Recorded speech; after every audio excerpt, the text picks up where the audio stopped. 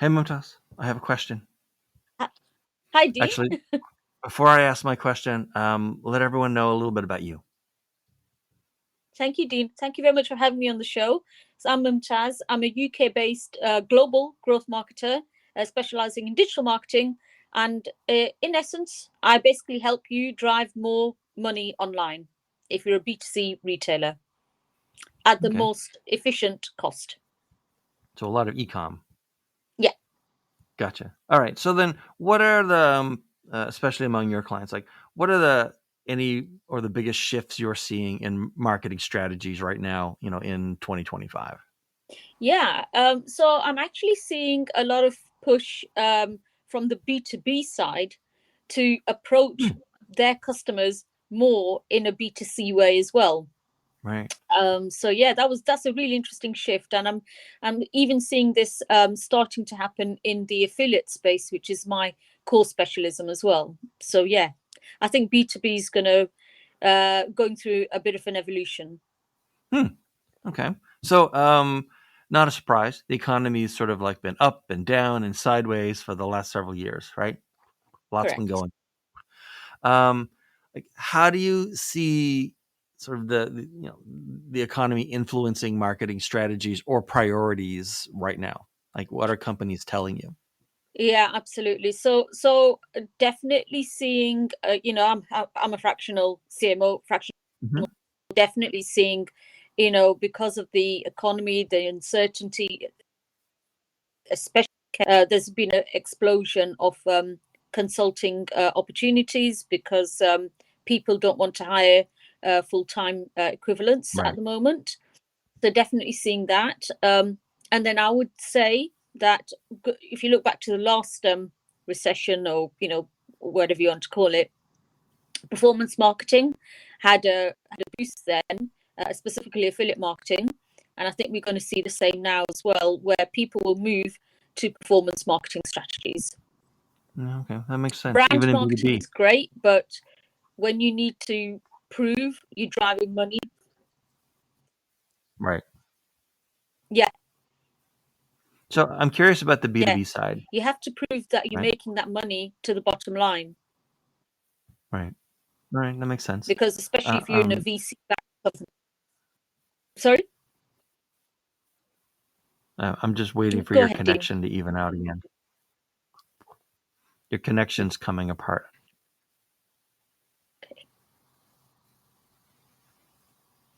Oh, wait. Sorry. I put me back on top. There we go. Oh, okay. So let me ask about this then. Especially, you talked about B2B taking on or approaching the e-com kind of approach, right? Um, like, are there any, like, if you're advising a B2B company today, like what are the channels or platforms that you think are going to be critical for them? Sure. So obviously LinkedIn is still a mainstay, but I would actually say they need to be looking at B2B creators and influencers as well. And each company is different. So it's a case of finding those people or finding those publications that are relevant to your business and creating partnerships with them, and also an event strategy as well. Event strategy around what are the relevant events for your company, and executing on that. And making sure you have a very sort of strong and robust like sales funnel, your CRMs up to date. So your sales team can then jump on those leads and try and get them qualified and convert them. Right. Okay. So, I mean, your clients are finding you, you're finding clients, right? What do you think challenges companies are facing right now as they try to like find marketing talent? Like there are a lot of, there are a lot of marketing people looking for work right now, but what are the challenges that the companies are having in like finding either, fractional CMOs or all kinds of marketing talent? Yeah, I'm pleased you asked the question because over here in the UK, I was at an event yesterday. I was talking to a contact of mine, and he was saying, well, his wife's a recruiter, and he Hmm. was saying she gets ghosted by candidates. So there's a Wow. challenge where Well, normally you hear about candidates being ghosted, but it's actually happening the other way around as well. hmm, So I think that is a challenge where um, I don't know if it's just general loss of respect or something. Who knows? But common courtesy. Uh, but yeah, I would say that's one challenge. I think the other thing is companies have to consider they can't sort of like get something not on the cheap. You can't have your cake and eat it. At least over here, companies um, try and find C-level people right. or heads off who can or are willing to do day-to-day tasks as well that you'd expect a junior marketeer to do. And that's a really like difficult thing to find. You can't find a expert generalist like that. That's insane to expect to be able to find someone who can be hands-on in Meta as well as do marketing strategy for a board presentation. That's just Right. insane. Expert generalist. That's a good term. I like that. Mm. Uh, so, I mean, over the course of a year, you're and several years, you're talking to and working with like several different like types of companies and industries. Like, what's at least in your market, right, among your client set, like what industries or types of companies are growing right now, and which ones are having more of a struggle with that? Yeah, so again, very much UK based. Mhm. What we're seeing, Yeah. still seeing budgets come into B2B. We're also seeing the education sector, ed tech and health tech, still Mhm. getting lots of money, still growing sector. A little bit of prop tech as well, getting money as well. But definitely, things like classic B2C, like apparel, beauty, homeware.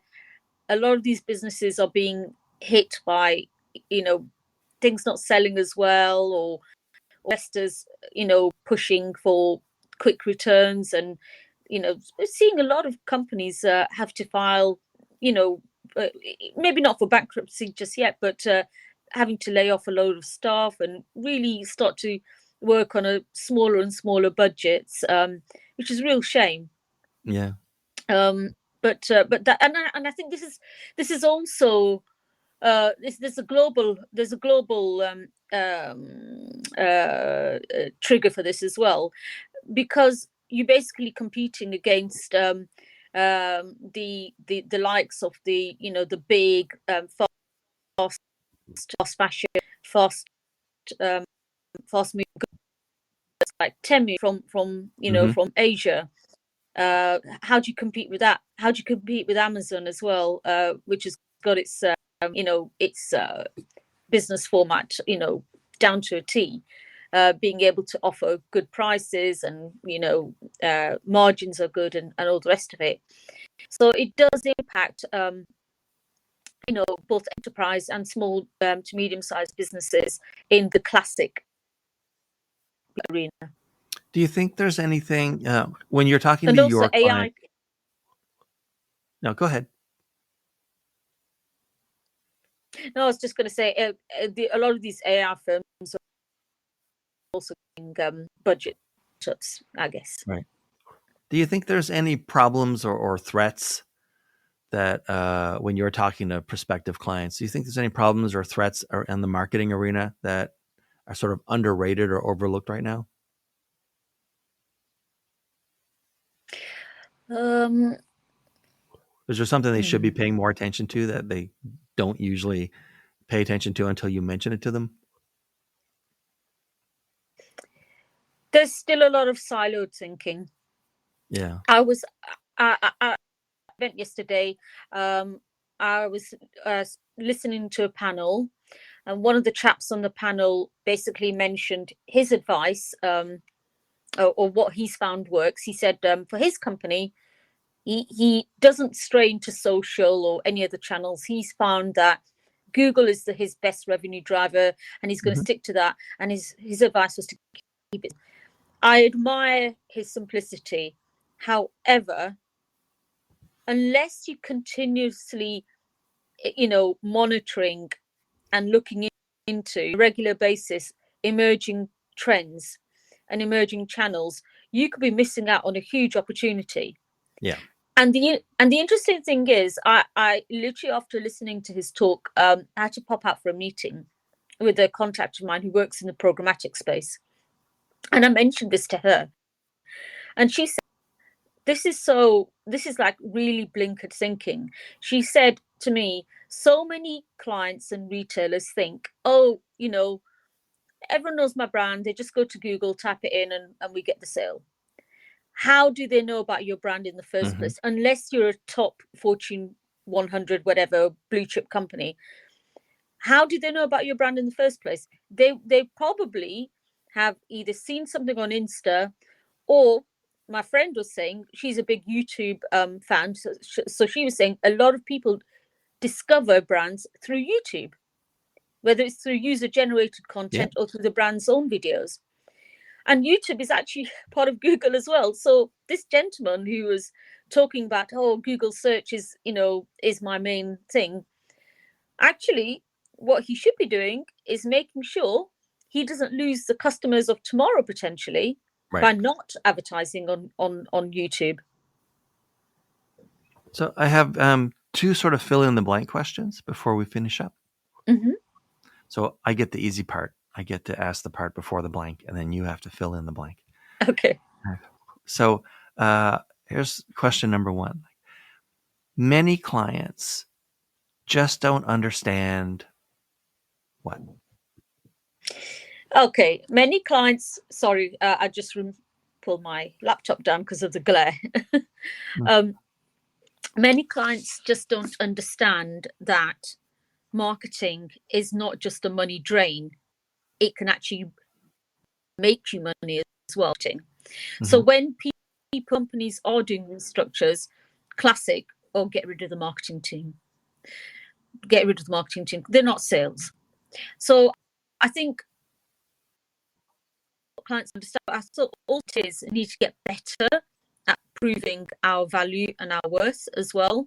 So we also have to take some responsibility here for why marketers are the first to go when a company is going through difficulties.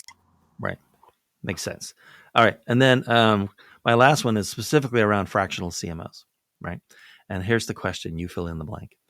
A fractional CMO starting out today, brand new, would be surprised about. You mean never been a fractional? Yesterday they became a fractional CMO. What's about to smack him in the face? Time management. Yeah. Yeah, completely time management. You need to be so good with your time and so efficient, because typically when you're fractional, you're juggling more than one project, more than one client, and you have to keep everyone happy.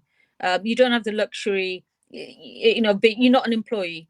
You don't have the luxury of being like, hey, I'll get back to you. I'll share this with you in the management meeting later this week. You have to deliver it to them ASAP. I mean, I have clients. I had one of my clients email me today and said, I'm confused about this email from this supplier. Do you have time to jump on a call in 1 hour? I emailed him. He didn't see my email straight away. He then sent me a meeting invite for literally 4 minutes time, which I was able to make. It was fine. But you just have to be style, and you have to really don't assume anything. Don't assume they understand everything. You always have to be proving your worth. I would actually say as a fractional, you have to prove your worth more than an employee, I would say. So, by the way, thanks for, despite like the difficulties in timing, and I appreciate you being here. And no problem. These have been great answers. Like these are going in the archive kind of answers. I love them. Thank you. Who should be reaching out to you these days, and how should they do it? Yeah, probably the easiest thing is go to my LinkedIn profile. My cell and my email is all listed there. And you can also then find out a bit of stuff about me. Right. Probably the sort of people that should be reaching out to me are founders who need help with scaling up their company. So anyone at a scale up stage who want to accelerate their sales. And then on the other side, I also do help more from a coaching forward slash, operational standpoint. Founders who just need help Right. streamlining their business, figuring out like the roadmap, and more from an operational aspect as well. This has been fantastic. Thank I you, know it's Dean. a bit later where you are, so thanks very much for that. Thank And you. thanks for watching, folks. And we'll see you in the next episode. Bye, Mumtaz. Adios. Thank you. Bye.